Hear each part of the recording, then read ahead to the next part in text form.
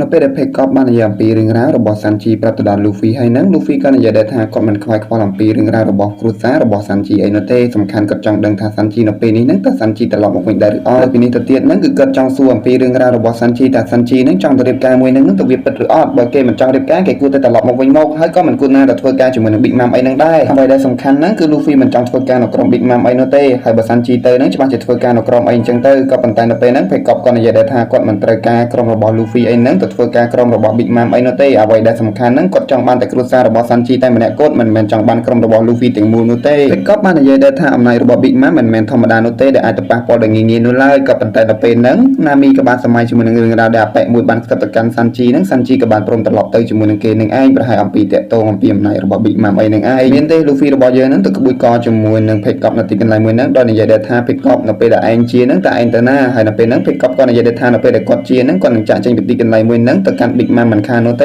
េគ្រាន់តែលឺអញ្ចឹង Luffy និយាយដែរថាគាត់នឹងទៅជាមួយនឹង Pekop ហើយគាត់ទៅតែម្នាក់ឯងនោះទេគាត់នឹងទៅសួរ Sanji ឲ្យច្បាស់លាស់អំពីព័ត៌មានមួយនេះផងដែរក្រោយតែពីនិយាយចប់ហ្នឹង Luffy ក៏បានរត់ចាក់ចេញពីទីកន្លែងមួយហ្នឹងដោយនិយាយដែរថាអេ Zoro តើឯងមកអង្គុយទីកន្លែងមួយហ្នឹងតើឯងហ្នឹងបារម្ភអំពី Sanji ដែរមែនក៏ប៉ុន្តែនៅពេលហ្នឹង Zoro និយាយដែរថាឯងឈួតមែនអញមិនបានព្រួយបារម្ភអំពី Sanji អីនោះទេអំឡុងពេលហ្នឹង Chopper ក៏បានមកដល់ទីកន្លែងមួយហ្នឹងតែម្ដងហើយនៅពេលហ្នឹងក៏បានឮដែរថា Pekop កំពុងតែមានរបួស Chopper ហ្នឹងក៏បានរត់ទៅប៉ុន្តែប្រុកឯនេះវិញហ្នឹងត្រូវបានឆ្កែដតៃទៀតហ្នឹងកំពុងតែឃ្លានទៅកាន់ឆ្អឹងរបស់គាត់នឹងឯងប្រុករបស់យើងហ្នឹងគឺថាវេទនាមែនទែនមកក្រុមហ្នឹងវេទនាតែគាត់មួយស្រាប់ពេលហ្នឹងផងដែរ Cat Viper ក៏បានមកដល់ទីកន្លែងមួយហ្នឹងស្រាប់ពេលដែល Chopper បាននិយាយថាមិនក៏មិនសម្រាប់ព្យាបាលទៅក៏រត់ទៅអបគ្នាជាមួយនឹង Luffy ហ្នឹងបុកលំពើជញ្ជាំងពេញទៅនឹងស្នាមរបួសហ្នឹងក៏បានរបើកឡើងមកទៀតដែលធ្វើឲ្យ Chopper ហ្នឹងនិយាយដែរថាមិនទេហើយនៅពេលហ្នឹងផងដែរហ្នឹង Luffy ទៅលូតអបពីលើអីណាទៅវិញចំណែក Zoro ហ្នឹងដកដាវរបស់គាត់ដើម្បីទៅចង់កាត់ទៅកាន់ Cat Viper ហ្នឹងឯងដែលលូតមកលើស្រាប់ពេលហ្នឹង Law ក៏បានចេញមកជាមួយនឹងកងទាហានរបស់គាត់20នាក់នៅទីបំផុតក្រុមបេះដូងហ្នឹងពួកគេទាំងអស់គ្នាក៏បានមកជួបជុំគ្នាវិញហើយក៏ប៉ុន្តែនៅពេលហ្នឹងមេរបស់គេចាប់ Luffy ទៅនិយាយអំពីរឿងរ៉ាវរបស់ Big Mom ដែលគេនិយាយដែរថាគេនៅពេលនេះហ្នឹងគឺមានភារកិច្ចទៅកម្ចាត់ជាមួយនឹង Kaido បើមិនកម្ចាត់ Kaido នោះទេ Kaido ក៏ប្រហែលនឹងមកកំទេចទីកន្លែងមួយនេះមិនខាននោះទេដោយសារតែ Kaido បានដឹងអំពីរឿងរ៉ាវនៅទីកន្លែងមួយនេះក៏ប៉ុន្តែនៅពេលហ្នឹងមីងមួយចំនួនចាប់ដើមនឹងគ្នាយំតែម្ដងនឹងបានសរសើរទៅដល់អ្នកទាំងពីរហ្នឹងដែលបានព្រួយបារម្ភអំពីគាត់អីអញ្ចឹងទៅក៏វាដឹងថាពួកអ្នកទាំងហ្នឹងព្រួយបារម្ភគាត់អញ្ចឹងហើយហ្នឹងពួកគេក៏បានធ្វើពិធីជប់លៀងទៅឲ្យពួក Law ហើយនឹង Luffy តែម្ដងហើយមើលទៅ Zoro ទៅផឹកធ្វើមិនដឹងឲ្យតែបានផឹកស្រានឹងឯងចំណែក Cat Viper ឯនេះវិញហ្នឹងគាត់ក៏បានញ៉ាំអាហាររបស់គាត់ដូចជាអាហារសម្រាប់ចិត្តគាត់នឹងឯងហើយនៅពេលហ្នឹងគាត់ចាំចែកទៅដល់ Luffy ទៅដល់ Zoro និងគ្នាមួយចំនួនញ៉ាំថែមទៀតផងអំឡុងពេលដែលជប់លៀងហ្នឹង Luffy ឆ្ងល់មែនទែនថាគាត់នឹងអំបញ្ញមិញផ្លេចអំពីរឿងរ៉ាវអ្វីមួយទៅផ្លេចរនឹងមិនឃើញទេសំខាន់នៅពេលនេះហ្នឹងគឺថាសវឹងប៉ឡែនិងដេកទាំងអស់គ្នាតែម្ដងចំណែកគីននិងកាន់ជីរ៉ូឯនេះវិញហ្នឹងនៅតែព្យាយាមឡើងទៅខាងលើបន្តទៀតនឹងឯងចំណែកច្រកចូលនៅទីកន្លែងមួយហ្នឹងគឺអង្គុយរងចាំទៅដោយ Pro Frankie និង Robin មូលហេតុដែលអ្នកទាំងបីអង្គុយរងចាំនៅទីកន្លែងមួយហ្នឹងគឺដើម្បីរេរ៉ែនទៅកាន់ជីរ៉ូជាមួយនឹងគីនកុំឲ្យចូលទៅទីកន្លែងមួយហ្នឹងនឹងឯងដោយសារតែឈ្មោះនៃអ្នកប្រយុទ្ធសាមរ៉ៃឲ្យតែហ៊ានចូលហ្នឹងពួកមីងទាំងអស់ហ្នឹងខឹងជាមិនខានអញ្ចឹងហើយហ្នឹងអ្នកដែលពាក់ព័ន្ធជាមួយនឹងសាមរ៉ៃហ្នឹងក៏មីងខឹងដែរមើលទៅហ្នឹងដោយហេតុអញ្ចឹងហើយហ្នឹងទៅពួកគេនីមួយៗមកអង្គុយយាមនៅទីកន្លែងមួយហ្នឹងតែមានយាមណាដេកលក់អស់រលីងតែម្ដងនៅពេលដែលកាន់ជីរ៉ូហើយនឹងគីនបានឡើងមកដល់ទីកន្លែងមួយហ្នឹងពួកគេបានឡើងរំលងនៅទីកន្លែងមួយហ្នឹងតែម្ដងហើយនៅពេលហ្នឹងអាស្វាមួយហ្នឹងចាប់ផ្ដើមភ័យហើយវាក៏បានរត់ចាក់ចេញពីទីកន្លែងមួយហ្នឹងគីននិងកាន់ជីរ៉ូបាននិយាយដែរថានៅពេលនេះហ្នឹងប្រហែលជាគ្នារបស់គាត់មួយចំនួនហ្នឹងកំពុងតែអង្គុយរងចាំគាត់ហើយអញ្ចឹងហើយហ្នឹងពួកគាត់គួរតែរត់ចាក់ចេញពីទីកន្លែងមួយហ្នឹងទៅរកគ្នារបស់គាត់ទៅស្រាប់ពេលដែលអាស្វាមួយហ្នឹងក៏បានរត់ចូលទៅក្នុងព្រៃហ្នឹងឯងស្វាដែលគួរខណ្ដឹងមួយហ្នឹងបាននិយាយដែរថានៅពេលនេះហ្នឹងសាមរ៉ៃបានមកហើយសាមរ៉ៃបានមកដល់ទីកន្លែងមួយហ្នឹងហើយឲ្យលឿនឡើងម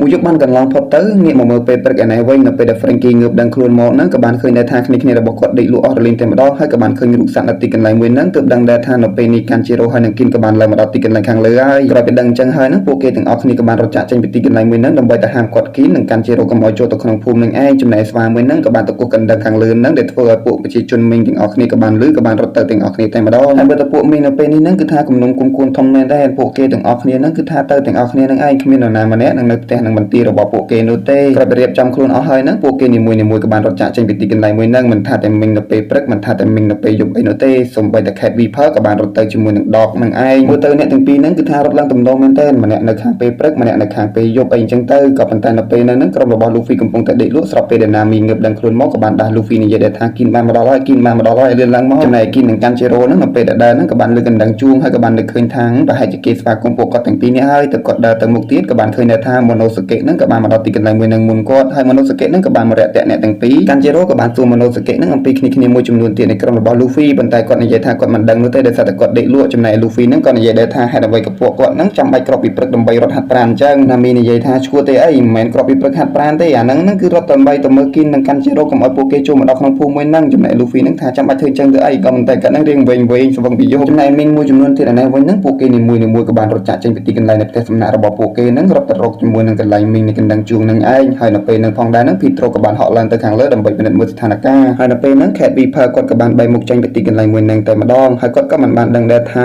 Dog Storm ហ្នឹងគឺមកដល់ទីកន្លែងមួយហ្នឹងដូចតែគ្នានឹងឯងចំណែកអ្នកទាំងពីរហ្នឹងគឺថាមិនត្រូវគ្នានោះទេអំឡុងពេលហ្នឹងផងដែរកូនចៅរបស់ Dog ហ្នឹងក៏បានឃើញអំពីគាត់ហើយក៏បានធ្លាត់មាត់តែម្ដងដែលធ្វើឲ្យអ្នកទាំងពីរហ្នឹងគឺថាដើរទៅរកទល់មុខគ្នាតែម្ដងតែកូនចៅរបស់គាត់ហ្នឹងខំខត់ទាំងពីរអ្នកហ្នឹងឯងចំណែកគីនៅវិញហ្នឹងក៏ត្រូវបានក្រុមរបស់ Luffy ហ្នឹងសង្កត់ជាប់នៅទីកន្លែងមួយហ្នឹងកុំឲ្យពួកគេហ្នឹងចូលទៅរំខានពួកមីងទាំងអស់ហ្នឹងខ្លាចពួកមីងហ្នឹងវាប្រហារទៅដល់ពួកគេហ្នឹងឯងចំណែកអ្នកដែលទើសគ្នានៅខាងក្នុងឯនេះវិញកំពុងតែទើសគ្នាទៅវិញទៅមកទើសគ្នាមិនថានោះទេអ្វីដែលសំខាន់ហ្នឹងបានរំលឹកអំពីការដាច់ដៃដាច់ជើងរបស់អ្នកទាំងពីរតែម្ដងដែលពួកគេនីមួយហ្នឹងគឺត្រូវបានចែកនឹងវាប្រហារទៅដល់ពួកគេទាំងពីរនាក់អំឡុងពេលដែលចែកចាប់ខ្លួនពួកគេទាំងពីរនាក់ហ្នឹងគឺចែកបានកាត់ដៃនិងកាត់ជើងអ្នកទាំងពីរតែម្ដងដែលធ្វើឲ្យអ្នកទាំងពីរឯនេះវិញហ្នឹងកំពុងតែទើសគ្នាបន្តទៀតហើយមួយទៅការទើសគ្នានៃមេដឹកនាំទាំងពីរហ្នឹងគឺឃើញថាគ្មាននរណាម្នាក់នឹងអាចហាមឃាត់នោះឡើយស្របពេលនឹងផងដែរហ្នឹងគៀនក៏បានលេចវត្តមានឡើងទៅតែម្ដងដោយហាមឃាត់អ្នកទាំងពីរកុំឲ្យប្រយុទ្ធគ្នាបន្តទៀតរ៉េងគីអីហ្នឹងឆ្ងល់មែនតើហេតុអ្វីបានជាអ្នកប្រយុទ្ធសាមរ៉ាយហ្នឹងចេញទៅទីកន្លែងមួយហ្នឹងវិញបើមិនអញ្ចឹងនោះទេច្បាស់ជាត្រូវបានពួកមីងទាំងនឹងសម្លាប់ជាមិនខាននោះទេឥឡូវនេះហ្នឹងរឿងកាន់តែធំទៅហើយដោយសារតែពួកមីងហ្នឹងបានស្អប់ទៅដល់សាមរ៉ាយដោយសារតែសាមរ៉ាយហ្នឹងឯងបានធ្វើឲ្យភូមិរបស់គេខ្ទេចក៏ប៉ុន្តែនៅពេលហ្នឹងរឿងអភូតហេតុក៏បានកើតឡើងដែលអ្នកប្រយុទ្ធសាមរ៉ាយមួយហ្នឹងកំពុងតែឈោមមើលទៅកាន់ពួកមីងហើយពួកមីងទាំងអស់គ្នាគឺបានអន់គោរពទៅកាន់អ្នកប្រយុទ្ធសាមរ៉ាយដែលតាមកាពិតទៅពួកមីងទាំងអស់ហ្នឹងគឺជាក្រុមកុលសម្ព័ន្ធតូចមួយរបស់អ្នកប្រយុទ្ធសាមរ៉ាយហ្នឹងឯងនិយាយងាយយល់ទៅតាមកាពិតទៅកុលសម្ព័ន្ធនៃមីងហ្នឹងគឺជាកូនចៅរបស់អ្នកប្រយុទ្ធសាមរ៉ាយហ្នឹងឯងពីមួយចំនួនទៅមួយចំនួនពួកគេតែងតែគោរពទៅកាន់អ្នកប្រយុទ្ធសាមរ៉ាយមិនថាតែចំនួនណានោះទេពួកសុបបាននិយាយដែរថាហេតុអ្វីបានជាការពីទៅដល់អ្នកប្រយុទ្ធសាមរ៉ាយដែលឈ្មោះថារ៉ៃស៊ូដែលធ្វើឲ្យភូមិរបស់ខ្លួនខ្ទេចទៅវិញក៏ប៉ុន្តែពួកគេនិយាយថាដោយសារតែពួកគេហ្នឹងគឺជាមិត្តភក្តិនឹងគ្នាហើយធ្វើការជាមួយនឹងគ្នាហើយវាស្ដាប់ឮអញ្ចឹងហើយហ្នឹង Luffy ក៏បានស្ដាច់ញញឹមតែម្នាក់ឯងនៅទីកន្លែងមួយហ្នឹងតែម្ដងមានមើលក្រុមជែកឯនេះវិញនៅពេលហ្នឹងជែកក៏បានអានกระดาษកាសែតអំពីព័ត៌មានដែលថាគាត់នឹងបានស្លាប់បាត់បង់ជីវិតបាត់ទៅហើយក៏ប៉ុន្តែគាត់ក៏បានហែកกระดาษកាសែតមួយនឹងចោលតែម្ដងចំណែកឯគីនៅនេះវិញហ្នឹងនៅពេលហ្នឹងពួកគេកំពុងតែជួបជុំគ្នាជាមួយនឹងពួកមីងដែលកំពុងតែអន់គោរពទៅកាន់ពួកគេហើយនៅពេលហ្នឹងផងដែរហ្នឹងគាត់ក៏បាននិយាយអរគុណទៅដល់ពួកមីងដែលបានការពារទៅដល់អ្នកប្រយុទ្ធសាមរ៉ាយក៏ប៉ុន្តែពួកមីងទាំងអស់គ្នាបាននិយាយដែរថាតាមកាពិតទៅហ្នឹងវាជាទូនាទីរបស់ពួកគេនីមួយដើម្បីការពារទៅកាន់អ្នកប្រយុទ្ធសាមរ៉ាយហើយនៅពេលហ្នឹងគីនក៏បានដកនៅត្រាមួយនឹងដើម្បីឲ្យពួកគេមើលនៅអ្នកប្រយុទ្ធសាមរ៉ាយហ្នឹងឯងហើយខាង Luffy ឯហ្នឹងគឺថានៅតែមើលមិនយល់មិនដឹងថាតំណែងអ្នកទាំងហ្នឹងវាអាម៉េចទេញ៉ៃញ៉ៃពេញតែនឹងតែម្ដងក៏ប៉ុន្តែនៅពេលហ្នឹងដកហើយនឹងខេតមួយហ្នឹងក៏បានទៅគ្នាទីកន្លែងមួយហ្នឹងតែម្ដងហ្នឹងហើយដូចតែយើងដឹងហើយគឺថាឆ្មានិងឆ្កែដែលត្រូវគ្នាពីងកាលពួកគេក៏បានទៅគ្នានឹងឯងនៅទីកន្លែងមួយហ្នឹងដែលធ្វើឲ្យមនោសកេបាននិយាយដែរថាអ្នកទាំងពីរហ្នឹងគួរតែឈប់ទៅគ្នាទៅបើនៅតែទៅគ្នាអញ្ចឹងទៀតហ្នឹងឪពុករបស់គាត់ដឹងហ្នឹងនឹងឈឺចិត្តជាមិនខាននោះទេនៅពេលហ្នឹងពួកគេក៏និយាយអំពីឈ្មោះរបស់ Odin ក្រោយពីនិយាយឈ្មោះ Odin ហើយហ្នឹងនៅពេលហ្នឹងពួកអ្នកទាំងអស់គ្នាហ្នឹងក៏បានអន់គោរពទៅដល់មនោសកេ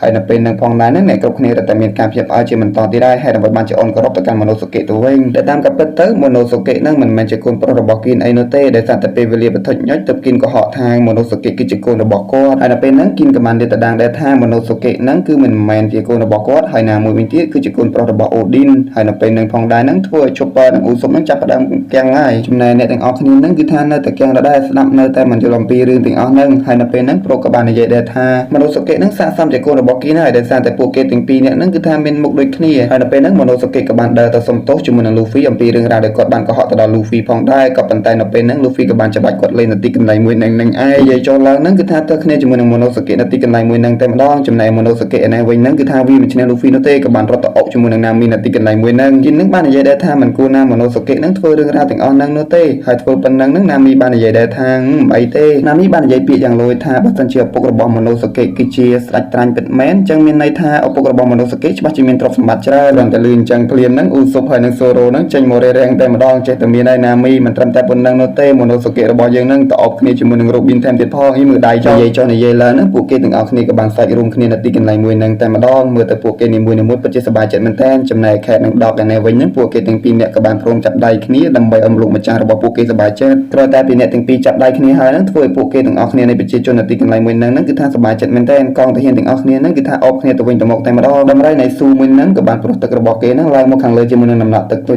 តែម្ដងហើយមើលទៅទេសភាពនៅទីកន្លែងមួយហ្នឹងពិតជាស្អាតមែនតើក្រោយតែពីស្ថានភាពទាំងអស់ហ្នឹងត្រូវបានបញ្ចប់នៅពេលនឹង Cat Viper បាននាំ Luffy និងសមាជិករបស់ Luffy ព្រមទាំង Law អីហ្នឹងទៅទីកន្លែងមួយទៀតហើយនៅពេលនេះពួកគេនីមួយៗកំពុងតែយកទៅជួបគ្នាជាមួយនឹង Ninja Raizo ផងដែរផ្លូវដែលចូលទៅហ្នឹងគឺចូលទៅในព្រៃដើមឈើនៃព្រៃបាឡែននឹងឯងហើយនៅពេលដែលបើកនៅដើមឈើមួយហ្នឹងក៏បានឃើញនៅទ្វារសម្ងាត់មួយដែលធ្វើឲ្យ Luffy អីហ្នឹងគឺថាមានការភ្ញាក់ផ្អើលមែនតើចំណែក Nami ហ្នឹងទៅមិនទាន់ដល់និយាយថាឲ្យពួកគេហ្នឹងរងចាំនាងផងនាងរត់ទៅមិនទាន់នោះទេចំណែកពួកគេទាំងអស់គ្នាហ្នឹងគឺថាកំពុងតែស្រមៃអំពីរឿងរ៉ាវរបស់ Ninja និងរឿងរបស់ Ninja ពួកគេទាំងអស់គ្នាគិតថាបន្តិចទៀតនឹងឃើញក្បាច់របស់ Ninja លយជាមិនខានហើយមើលទៅពេលនេះទៅបានដឹងហើយ Ninja មួយហ្នឹងមិនដូចជាការស្រមៃរបស់ពួកគេនោះទេគ្រាន់តែឃើញថា Ninja មួយហ្នឹងមិនដូចជាការស្រមៃរបស់ពួកគេភ្លាមហ្នឹងពួកគេនីមួយៗនិយាយថាស្អីគេវាមិនដូចជាការគិតរបស់ពួកយើងសោះចំណែក Raizo ហ្នឹងបានយំតែម្ដងដោយសារតែគាត់ហ្នឹងសួរគេហ្នឹងគ្មាននរណាឆ្លើយដោយសារតែគាត់បានឃើញថាពួកមីងមួយចំនួនដែលយកអាហារមកឲ្យគាត់ប្រមាណថ្ងៃនេះសុទ្ធតែមានរបួសទាំងអស់គ្នាតែម្ដងនៅទីបំផុត Raizo នៅពេលនេះនឹងបានជួបជុំជាមួយនឹងមិត្តភ័ក្តិរបស់គាត់ដូចជា Kin និង Kanjiro ហើយគាត់ពិតជាសប្បាយចិត្តមែនទែនដែលឃើញអ្នកទាំងអស់គ្នាមកដល់ទីកន្លែងមួយហ្នឹងអ្វីដែលចម្លែកជាងហ្នឹងឃើញថាទឹកមុខរបស់ Luffy និងសមាជិករបស់ Luffy ម្នាក់ៗហ្នឹងគឺថាពេលជ្រាយតែម្ដងមើលទៅពួកគេហ្នឹងមិនចូលចិត្តទៅកាន់រូបរាងសាមរ៉ាយមួយហ្នឹងនោះទេហើយក៏បានសួរថាចេះប្រើក្បាច់សាមរ៉ាយអស់ហ្នឹងហើយ admin ផ្លេចប្រាប់ត្រកូលអ្នកប្រយុទ្ធសាមរ៉ាយដែលមានស្នាមសាក់មួយហ្នឹងមានឈ្មោះថា Kosuki Robin បានកត់សម្គាល់ដែរថាផ្ទាំងសេឡាទាំងអស់នេះកំពុងតែមានចាអំពីកំណត់នៃ One Piece ហើយផ្ទាំងទាំងអស់នេះហ្នឹងគឺវាមានពណ៌ខុសប្លែកពីផ្ទាំងធម្មតាដែលគាត់ធ្លាប់មើលពីមុនមកមូលហេតុដែល Nami ដឹងរឿងទាំងអស់ហ្នឹងក៏ដោយសារតែនាងធ្លាប់បានសិក្សាអំពីរឿងនៃផ្ទាំងសេឡាទាំងអស់ហ្នឹងអំពីសេឡាចរិតនៃទាំងអស់ហ្នឹងឯងទៅធ្វើឲ្យនាងចេះអានអក្សរទាំងអស់ហ្នឹងបានដែរដោយមកហ្នឹង Robin បានសួរថាហេតុអ្វីបានជាផ្ទាំងសេឡាហ្នឹងវាមានពណ៌ក្រហមដែលផ្ទាំងសេឡាមុនដែលធ្លាប់ឃើញហ្នឹងមានពណ៌ខៀវនោះទេក៏ប៉ុន្តែមេដឹកនាំនៃមីងទាំងពីរក៏បានឲ្យនាងហ្នឹងទៅមើលផ្ទាំងសេឡាមួយហ្នឹងដោយខ្លួនឯងទៅស្រាប់ពេលហ្នឹងផងដែរហ្នឹងអ្នកទាំងអស់គ្នាในក្រុមរបស់ Luffy ហ្នឹងក៏បានបង្ហាញមុខឲ្យ Raizo ឃើញ Raizo ក៏បានសួរថាពួកគេគឺជានរណាហើយពួកអ្នកទាំងហ្នឹងគឺថាសូមឲ្យ Raizo ហ្នឹងបង្ហាញក្បាច់នៃ Ninja ទាំងអស់ឲ្យគាត់បានឃើញផងមក Raizo ហ្នឹងគាត់បាននិយាយដែរថាហេតុអ្វីបានជាគាត់ត្រូវបង្ហាញក្បាច់ទាំងអស់ហ្នឹងឲ្យពួកអ្នកទាំងអស់ហ្នឹងបានឃើញក៏ប៉ុន្តែនៅពេលហ្នឹង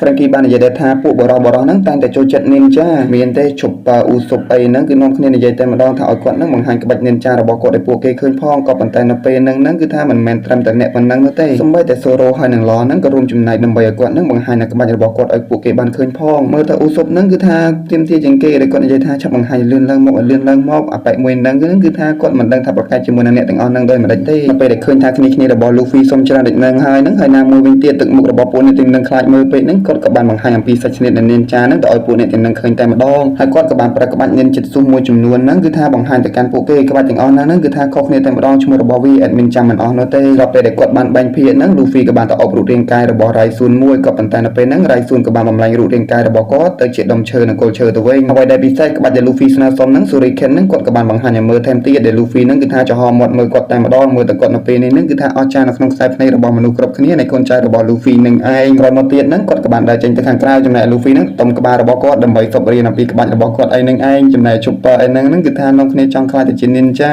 ក៏ប៉ុន្តែនៅពេលហ្នឹង Raizun ក៏បានសម្លឹងមើលទៅកាន់ទីក្រុងនៃពួកមនុស្សសត្វនឹងឯងហើយក៏បានឃើញថាទីក្រុងមួយហ្នឹងគឺថាខ្ទេចខ្ទីតែម្ដងពួកគេនីមួយៗហ្នឹងគឺថាយំស្រក់ទឹកភ្នែកនៅទីកន្លែងមួយហ្នឹងពួកគេយំមកជុំនោះទេងុំគឺនិយាយដែរថាពួកគេហ្នឹងគឺមិនបានយំនោះទេហើយនៅពេលហ្នឹង Raizun ក៏បានស្រមៃជាមួយនៅទីកន្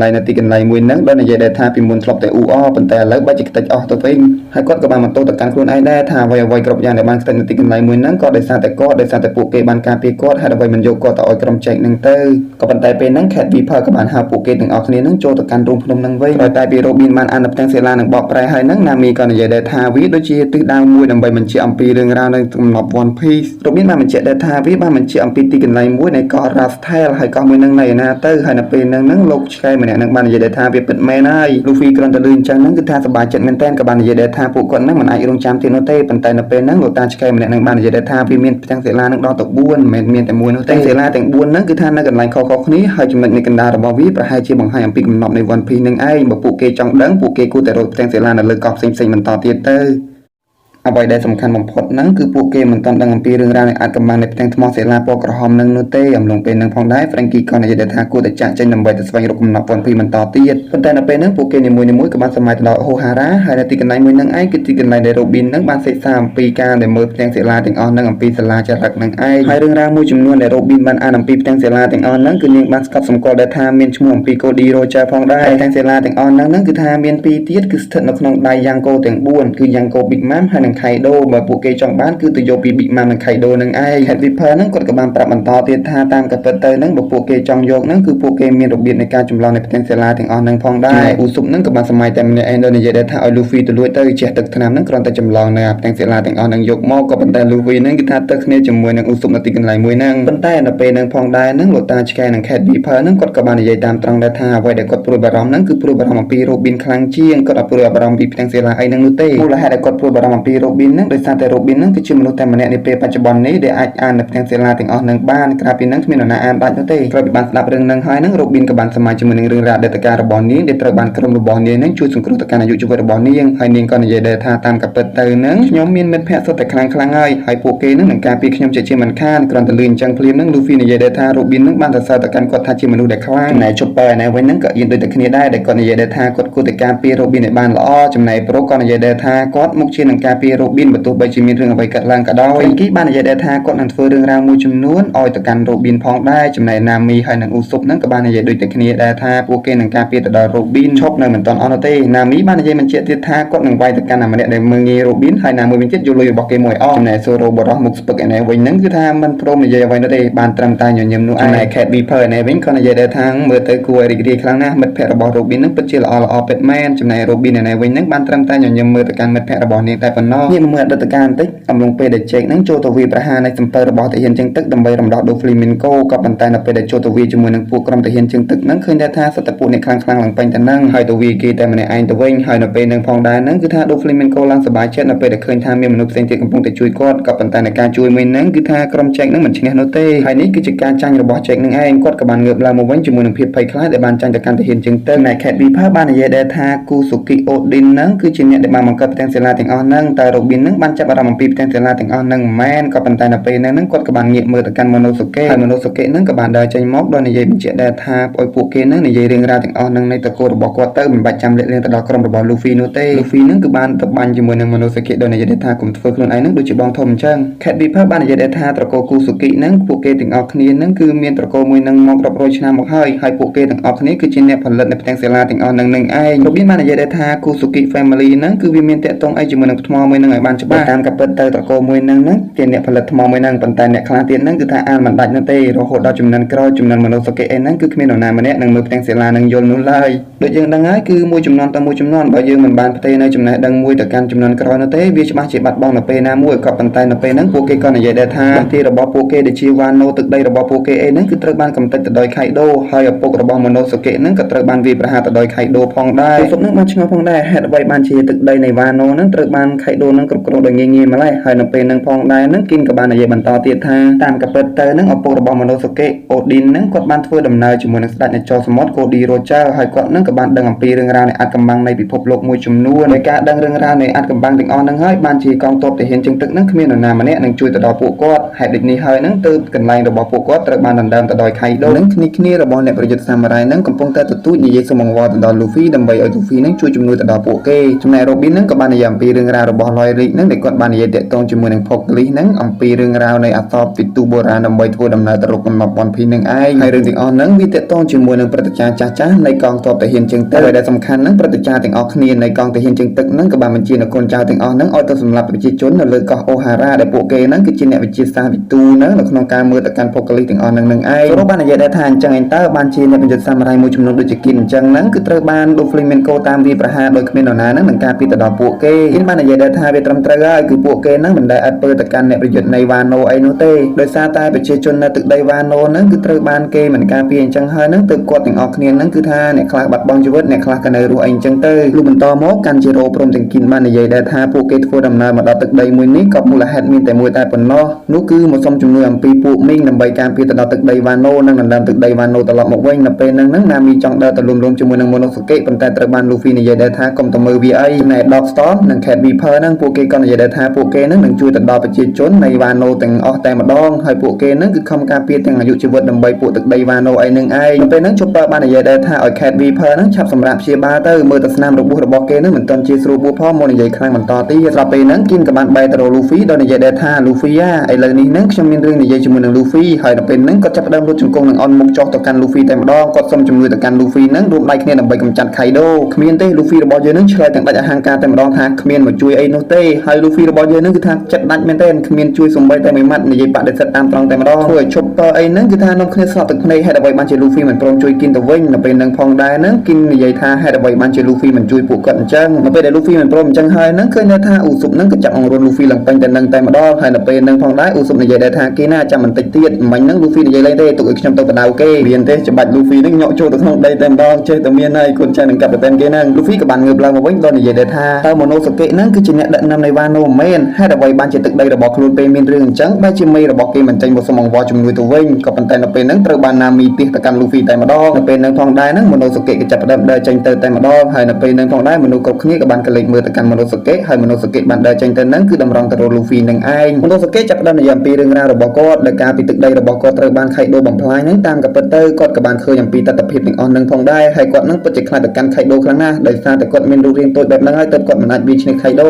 ប៉ុន្តែនៅពេលនេះគាត់ពិតជាត្រូវការជំនួយរបស់លូហ្វីពិតមែនគឺគាត់ចង់ឲ្យលូហ្វីជួយទៅដល់គាត់ដើម្បីកម្ចាត់ទៅកាន់ខៃដូនឹងឯងហើយគាត់ពិតជាសុំអង្វរទៅដល់លូហ្វីខ្លាំងណាស់ហើយនៅពេលហ្នឹងមនុស្សគ្រប់គ្នាក៏ចាប់ផ្ដើមស្រក់ទឹកភ្នែកដោយសារតែពាក្យអង្វររបស់ម៉ូណូសាកេក្រោយពីម៉ូណូសាកេនិយាយចប់ហើយហ្នឹងគាត់ក៏បានលុតជង្គង់ចុះទៅកាន់លូហ្វីនៅពេលហ្នឹងលូហ្វីក៏និយាយដែរថាគាត់ព្រមទទួលយកនូវសំណើមួយហ្នឹងដោយសារតែពាក្យម៉ូណូសាកេហើយនៅពេលហ្នឹងក៏បានឲ្យម៉ូណូសាកេហ្នឹងចាប់ដៃរបស់គាត់ឲ្យណែនមកប៉ុន្តែម៉ូណូសាកេមិនចាប់ណែនណាចាប់ថ្នមទៅវិញគ្រាន់តែរឿងប៉ុណ្ណឹងហ្នឹងគឺថាទឹកគ្នាជាមួយនឹងម៉ូណូសាកេបន្តទៀតហើយចំណែកណាមីអីនេះវិញហ្នឹងគឺថាពួកគេយកព្រមហើយប៉ុន្តែឡនិយាយដែរថានិយាយយកព្រមហ្នឹងលឿនម្ល៉េះគាត់មិនទាន់បាននិយាយអីផងហ្នឹងលូហ្វីចេះតែយកព្រមជាមួយនឹងគេដតៃបន្តទៀតហើយចំណែកគីណែណែវិញហ្នឹងពិតជាសប្បាយចិត្តមែនទែននៅពេលដែលបានជំនួយរបស់លូហ្វីហើយដូចនេះហើយគាត់នឹងងាយស្រួលមែនទែនណែរ៉ៃស៊ូហ្នឹងក៏និយាយដែរថានៅទីបំផុតគាត់យល់ហើយហេតុអ្វីបានជាគីនអីហ្នឹងដាក់ទំនុកចិត្តទៅលើលូហ្វីខ្លាំងម្ល៉េះនៅទីបំផុតពួកគេទាំងអស់គ្នាក៏បានយកព្រមជាមួយនឹងសម្ព័ន្ធមិត្តរបស់ពួកគេនីមួយៗហើយឈ្មោះសម្ព័ន្ធមិត្តមួយហ្នឹងគឺមានឈ្មោះថា Ninja Pirate Ming Samurai នៅទីបំផុតពួកគេបានបង្កើតសម្ព័ន្ធមិត្តថ្មីជាមួយនឹងមើលវ៉ាន់ដែរណែវិញនៅពេលហ្នឹងនាងក៏និយាយដែរថាតាំងពីលូហ្វីមានវត្តមានមកដល់លើកោះមួយហ្នឹងមកឃើញដែរថាអ្វីៗកាន់តែល្អប្រសើរពីមួយកម្រិតទៅមួយកម្រិតដែលសិតតែមេដឹកនាំរបស់ពួកគេនីមួយៗ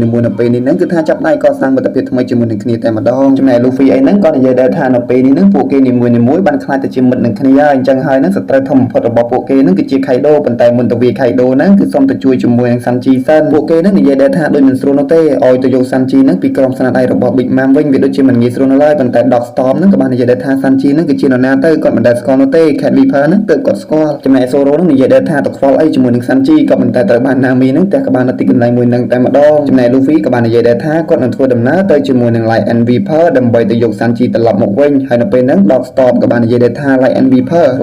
នឹងគឺជាទីណាគេទៅ Cat Viper ហ្នឹងក៏បានសើចតែម្ដង Lion Viper ដែល Luffy បាននិយាយហ្នឹងគឺជា Fake Cop នឹងឯងមានមើលក្រុមរបស់ Jack ឯនេះវិញនៅពេលហ្នឹងផងដែរហ្នឹងពួកគេទាំងអស់គ្នាក៏បានធ្វើដំណើរមកដល់នៅដំរីកោះហ្នឹងហើយចំណែកមេរបស់គេឯនេះវិញហ្នឹងក្រោយពីឃើញនៅសត្វដំរីធំហ្នឹងហើយហ្នឹងគាត់ក៏បាននិយាយដែរថាកូនចៅរបស់គាត់ហ្នឹងឲ្យធ្វើការចាប់ទៅកាន់អ្នកប្រយុទ្ធសាមរ៉ៃរ៉ៃស៊ូហ្នឹងគឺថាចាប់មិនបានទៅវិញមកនៅពេលនេះហ្នឹងគឺថាត្រូវតែរនកម្មរបស់គាត់ទៀតហើយកូនចៅរបស់គេហ្នឹងបានសួរដែរថាតើនៅពេលនេះហ្នឹងពួកគេទៅវាមិញម្ដងទៀតមែនក៏ប៉ុន្តែមេរបស់គេនិយាយដែរថាមិនមែនវាមិញទៀតទេប៉ុន្តែវាអាសត្វដំរីដ៏ធំមួយហ្នឹងឯងនេះមើលខាង Cat Viper ឯវិញហ្នឹងគឺថានៅពេលហ្នឹងគាត់បាននិយាយអំពីឈ្មោះរបស់សាំងដែលគាត់បានធ្វើដំណើរជាមួយនឹងសាំងអីអញ្ចឹងទៅដែលធ្វើឲ្យ Luffy ហ្នឹងចាប់អារម្មណ៍មែនទែនជាមួយនឹងប្រធានបទមួយហ្នឹង Cat Viper ហើយនិង Dog Storm បាននិយាយដែរថាពួកគាត់ទាំងពីរនាក់ធ្លាប់ធ្វើដំណើរនៅលើសំពៅរបស់ Whitebeard ហើយក៏ធ្លាប់ធ្វើដំណើរនៅលើសំពៅរបស់ Cody Roger ដែលធ្វើឲ្យ Usopp នៅពេលហ្នឹងចាប់អារម្មណ៍មែនទែនទីសំពៅយកមកកត់ត្រាតែម្ដង Cat Viper បាននិយាយដែរថាបើសិនជាពួកគេនីមួយៗចង់ដឹងរឿងបន្តទៀតទុកចាំបន្តិចចាំគាត់និយាយប្រាប់ទៅកាន់អ្នកទាំងអស់គ្នា Cat Viper ហ្នឹងនិយាយដែរថាតាមក៏ពិតទៅហ្នឹងជាដំបូងហ្នឹងគាត់ធ្វើដំណើរជាមួយនឹងសំពៅរបស់ Whitebeard នោះទេរហូតដល់គាត់ហ្នឹងបានចាក់ចេញពីសំពៅរបស់ Whitebeard ទៅធ្វើដំណើរជាមួយនឹងសំពៅរបស់ Cody Roger គ្រាន់តែនិយាយរឿងអតីតកាលហ្នឹងគឺថាអបកគ្នារំលងពេញទៅនឹងតែម្ដងនៅពេលហ្នឹង Luffy និយាយដែរថាចោះគីនហ្នឹងមិនបានធ្វើដំណើរជាមួយនឹងគេទេអី Tanjiro បាននិយាយដែរថាតាមក៏ពិតទៅហ្នឹងពួកគាត់នីមួយៗមិនបានធ្វើដំណើរជាមួយនឹងគេអីនោះទេដោយសារតែពួកគាត់ហ្នឹងមានច្បាប់នៃប្រទេសវ៉ាណូក៏ប៉ុន្តែម៉ូណូសាកេហ្នឹងគឺជាអ្នកបានធ្វើដំណើរ Luffy បាននិយាយដែរថាចោះសាំងហ្នឹងតើអ្នកទាំងអស់គ្នាហ្នឹងស្គាល់សាំងអត់ដែលពួកគេហ្នឹងនិយាយដែរថាពួកគេហ្នឹងមិនប្រកាសដែរចំណែកអ្នកទាំងពីរឯនេះវិញហ្នឹងគឺថារំច្រៀងលំពេញតែនឹងតែម្ដងក្រោយពីស្ដាប់ Cat Viper ហើយហ្នឹង Frankie ក៏បាននិយាយដែរថាតើពួកគេហ្នឹងស្គាល់អំពី Tom អត់គឺជាគ្រូរបស់គាត់ហើយនៅពេលហ្នឹងអ្នកទាំងពីរក៏និយាយថាថៃមិនស្គាល់ Tom ជាអ្នកផលិតសំពៅរបស់ Cody Roger ហ្នឹងចំណែក Frankie ហ្នឹងឡើងសប្បាយចិត្តតែម្ដងដោយសារតែពួកគេស្គាល់អំពីគ្រូរបស់គាត់ចំណែក Brook ហ្នឹងក៏និយាយដែរថាតើគេទាំងអស់គ្នាហ្នឹងស្គាល់អំពីគ្រូខុសឬអត់ក៏ប៉ុន្តែនៅពេលហ្នឹង Nami បានហាមគាត់ថាសំណួរមួយនេះទុកឲ្យគាត់ជាអ្នកសួរវិញបានត្រឹមត្រូវជាងក្រោយពីនិយាយជាមួយនឹង Brook ចប់ហើយហ្នឹងក៏បានដើរចេញទៅសួរជាមួយនឹងអ្នកទាំងពីរអំពីរឿងរបស់គ្រូខុសនៅទីកន្លែងមួយហ្នឹងហើយបានសួរនាំអំពីរឿងរ៉ាវនៃការធ្វើដំណើរទៅកាន់ Great Line អំពីតាក់ទងជាមួយនឹងលោកតាគ្រូខុសផងដែរ Viper គាត់ក៏និយាយសារភាពថាតាំងក៏ពិតទៅគាត់ស្គាល់ទៅហេតុអ្វីបានជាពួកអ្នកទាំងហ្នឹងបានស្គាល់ជាមួយនឹងលោកតានឹងទៅវិញក៏ប៉ុន្តែនៅពេលហ្នឹងត្រូវបាន Luffy ហ្នឹងសួរកាត់ឡើងរញ៉េរញ៉ៃពេញទៅណាប៉ុន្តែ Dog Storm បាននិយាយដែរថាតាមក៏ពិតទៅនឹងលោកតាម្នាក់ហ្នឹងគាត់ក៏ជាចំណែកមួយនៃ ក្រុមរបស់កូឌីរ៉ូជ័រផងដែរហើយគាត់នឹងនិយាយតែរឿងពិតនោះទេហើយលោកតាក្រូខសនឹងអ្នកទាំងអស់គ្នាអាចមើលជាមួយនឹងរូបភាពមួយនេះផងដែរលោកពិបានដឹងអំពីប្រវត្តិនៃលោកតាក្រូខសនៅទីកន្លែងមួយនឹងហើយណាមីចាប់ផ្ដើមសប្បាយចិត្តតែម្ដងដែលនឹកស្មានថាលោកតាម្នាក់នឹងគឺនិយាយតែពាក្យពិតទៅវិញហើយគាត់ក៏មិនដឹងថានៅពេលនេះគួរតែនិយាយអរគុណទៅដល់លោកតាម្នាក់នឹងដោយរបៀបណានោះទេក្រោយមកនឹងលូហ្វីក៏បានដល់ផ្ទះណាមីដោយនិយាយថាអចារ្យណាស់មួយសន្ទុះក្រោយមកបួងាកមកមើលមនុស្សសកេនៅវិញនៅពេលដែលធ្វើដំណើរនឹងគាត់ក៏និយាយថាគាត់នឹងក៏បានរួមដំណើរជាមួយនឹងកូឌីរ៉ូជ័រអីនឹងគេដែរដោយសារតែគាត់បានធ្វើដំណើរជាមួយនឹងឪពុករបស់គាត់ទៅជាមួយនឹងគ្នាអីនឹងឯងតែនៅពេលហ្នឹងអ៊ូស៊ុបនិយាយថាឈួតទេអី20ឆ្នាំមុនណាហើយមនុស្សសកេនឹងក៏ទៅអត់ការនិយាយរបស់មនុស្សសកេពិតជាភ្ញាក់ផ្អើលមែនតើដោយសារតែឥឡូវនេះមានអាយុ8ឆ្នាំហើយការធ្វើដំណើរមួយនឹងគឺតាមពិតទៅ20ឆ្នាំមុនមកម្ល៉េះតែរឿងទាំងនេះត្រូវបានកាត់ចង្វាក់ទៅដោយ Cat Viper ដែលនិយាយថាឥឡូវនេះនឹងពួកគាត់ទាំងអស់គ្នាគួរតែរកសមាជិក Commander ទី1នៃក្រុមរបស់ Whitebeard ដើម្បីធ្វើជាជំនួយរបស់ពួកគេក្នុងការទៅកម្ចាត់ Kaido នៅពេលខាងមុខនឹងឯង